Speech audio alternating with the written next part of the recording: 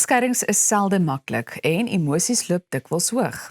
Maar wanneer word 'n bitter geskil tussen voormalige eggenote werklik gesinsgeweld in die oë van die wet?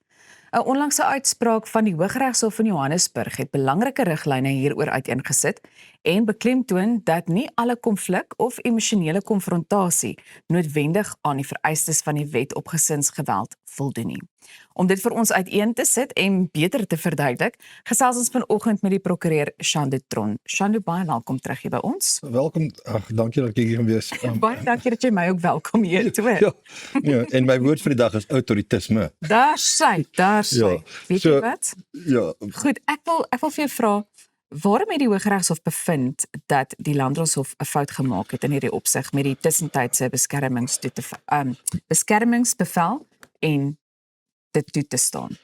man, die wet op gesinsgeweld is daar om mense te beskerm. En baie keer as 'n verhouding verbrokkel, Ja. dan loop die emosies hoog en dan is daar dade van gesinsgeweld. En as ons dink aan dade van gesinsgeweld, dan dink ons aan geweld, ons dink aan bullying en ons dink aan cyberbullying en die uitbreidings in die wet het die definisies in die wet het regtig uitgebrei om na nuwe sake of in nuwe gevalle van gesinsgeweld binne in die wet te bring. Soos byvoorbeeld wat baie vandag gebeur is, mense in 'n intieme verhouding betrokke was of selfs getroud was, dan het hulle private of intieme foto's van mekaar en dan sê die een persoon wel, tensy jy terugkom na my, dan gaan ek hierdie na jou werkskollegas stuur of ek gaan hierdie rond versprei ensovoort, jy weet, daardie tipe dreigemente. Sure. En dis daadwerklik. So die wet het baie uitgebrei. Maar wat ons nou vind is dat deesdae en hulle sê nie wat se magistraatshof hierdie saak, hierdie interimbevel gegee het nie. Maar ek dink ek weet goed wat se magistraathof is. If I was a gambling man, dan sou ek op 'n sekere hof gesê dat dis daardie hof, en uit daardie hof kom hulle baie snaakse uitsprake. Nou hierdie saak is, 'n man en vrou is besig om te skei. Ja. Sy het haar kar wat aan haar behoort, saam met die polisie, saam met die nodige dokumente by sy werk kom optel terwyl hy nie daar is nie. Hy hardloop die hof toe en sê vir die hof, maar hy het emosioneel gekrenk en hy het emosionele skade gelei, en daar gaan die hof toe 'n interim bevel. En die Hooggeregshof het na gekyk en gesê, en daar's ernstige regsgevolge. As jy sommer 'n interim bevel, reik hulle lasbrief uit. So ek het al sake gehad waar hulle gesê het, jy mag nie hierdie persoon kontak nie, en dan stuur die man vir die vrou 'n teksboodskap, hoe laat moet ek die kinders optel, en dan word hy gearresteer daarvoor, omdat hy nou met die vrou kontak gemaak het. So daar's ernstige regsgevolge. En hierdie hof toe, die Hooggeregshof, die vrou het toe op appel gevat, en die Hooggeregshof het nou gekyk en gesê, maar luister hierso, daar's geen bewyse dat jy emosionele skade gelei het nie. Daar's geen bewyse dat jy daadwerklik vrees vir enige iets nie. Ja, dis dalk ongemaklik en dis dalk bietjie in jou in die verleentheid geplaas dat jou vrou haar kar by jou werk kom optel het, maar jy was eers daar gewees nie. So hoe kan jy nou sê dat jy nou emosionele skade gelei het en daar's geen bewyse gelewer nie? Die hof het redelik hard neergekom op daardie magistraat wat daardie bevel gegee het. Goed, so waarom was dit belangrik om te appeleer? Belangrik om te appeleer omdat die hof moes na bevel toegestaan het nie. As jy kyk na die feite, daar's geen feite grondslag gelê waarom hierdie persoon so emosioneel gekrenk is nie. Daar's geen bewyse van 'n patroon van emosionele skade nie. Daar's geen bewyse dat hierdie persoon, as hy die ander persoon sien, gaan hy sielkundige hulp nodig hê nie. En soos die hof gesê het, en ek gaan nou in Engels direk, of I'm going to just say it in English, die hof het gesê, the act has been stretched way beyond what it was meant to. Om te sê, ek het nou 'n kar wat aan my behoort by jou werk om optel terwyl jy nie daar was nie, en nou is jy sielkundige skade en daar moet nou 'n interim bevel teen jou toegestaan word. Ek weet nie, ek kan seker nie die woord gebruik op televisie nie, maar dit moes nie gebeur het nie. Dit maak die wet nie regtig lagwekkend. So wat is die belangrikste les wat uit hierdie uitspraak geleer kan word? Ek dink die belangrikste les wat deur die uitspraak geleer kan word, as jy ongelukkig is met 'n interim bevel wat teen jou toegestaan is, en daar word baie interim bevele toegestaan wat nie toegestaan moes word nie, appeleer het. Ek dink baie keer in die magistraatshowe is die howe so oorwerk, die werkslading op hulle is soveel. Hulle het baie keer nie tyd om daadwerklik in 'n saak in te gaan nie.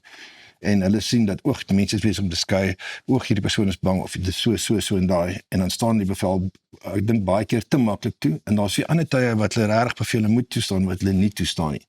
Maar as jy nie ongelukkig is nie, appeleer. En as jy die appel wen, is daar gewoonlik 'n kosbevel in jou favor vir jou gegee teen die ander kant. Goed, so die regstelsel. Ek bedoel, na aanleiding van dit wat jy nou vir my sê, klink dit asof daar dan in hierdie opsig so 'n bietjie van 'n wanbalans is.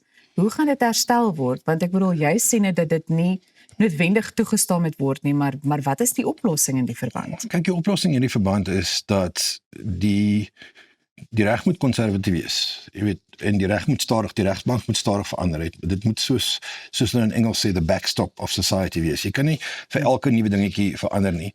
En daar die definisies van ons, die wet op gesinsgeweld het verskriklik baie uitgebrei oor die laaste paar jaar, omdat so baie nuwe dinge is wat saam met die internet kom, wat saam met intimidasie kom, wat saam met situasies wat nie voorheen was nie, wat jy jou selfoon kan gebruik om iemand te agtervolg en dan sê, hey, ek het geweet waar jy is, kyk wat draai jou dogtertjie, al daai goed het nie voorheen bestaan nie. So die wet het verskriklik baie uitgebrei en ek dink die hof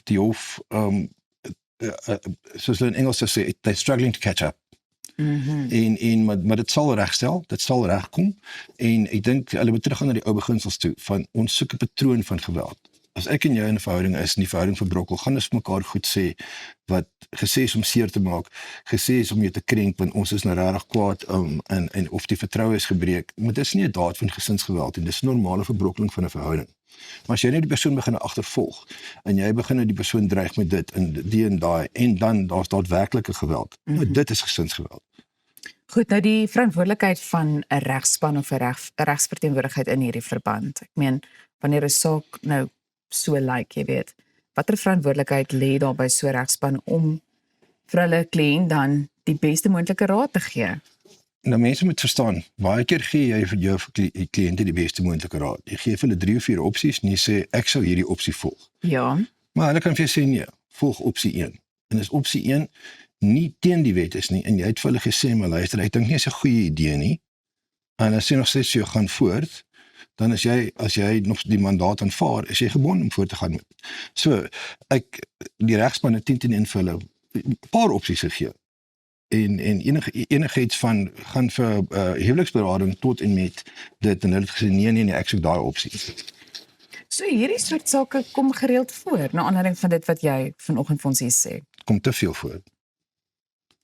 Waar mense net om vir mekaar kwaad is, hulle die regsproses gebruik om 'n ander persoon 'n les te leer. Hulle noem dit lawfare. Hulle wil die regsproses gebruik om vir daardie persoon te krenk, om vir daardie persoon te intimideer. So wat is die belangrikste raad wat jy vir mense kan gee, wat miskien, jy weet, kom ons stel dit so nie dat 'n mens hoop dat so iets ooit met enigiemand gebeur nie, maar miskien so 'n stukkie raad vir die toekoms, jy weet, veral wanneer daar miskien kinders ook betrokke is in hierdie proses. Ja, dis waar dit moeilik raak. Dis reg waar dit moeilik raak want die kinders is wat soos die ou gesegde when the elephants to battle the grass gets trampled. En dis altyd die kinders. Dis baie moeilik om die kinders uit te hou want hulle is daar, hulle bly in dieselfde huis. Wat is die raad wat ek vir mense kan gee is jy kan skei op 'n mooi manier. Al het lelike goed gebeur.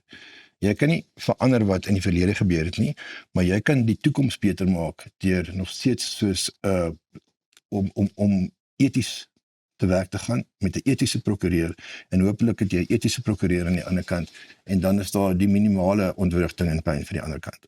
Ek dink dis 'n baie belangrike ding om in gedagte te hou, jy weet, en ek dink mense vergeet dit baie dikwels as gevolg van die feit dat 'n mens bewus is daarvan dat 'n egskeiding baie emosioneel kan wees. Shanu, baie dankie vir jou kennis wat jy vanoggend weer met ons kom deel het. Ons gesels weer in die toekoms. Ek hoop so, lekker dag vir jou verder. Baie dankie. Goed, jy is ingeskakel by Goeiemôre, Good Morning. Onthou om ons gerus te gaan volg op ons sosiale media platforms en dit sluit nou onder meer Facebook en Instagram in, want daar kan jy op hoogte van sake bly. Jy is ook welkom om 'n draai op ons YouTube kanaal te gaan maak, om weer na enige interessante gesprekke te gaan kyk en te luister. In hierdie stadium hoop ek, jy het jou tweede koppie koffie in jou hand, want jy moet bly net waar jy is. Ons is net hierna terug met sport. Dis Goeiemôre, Good Morning.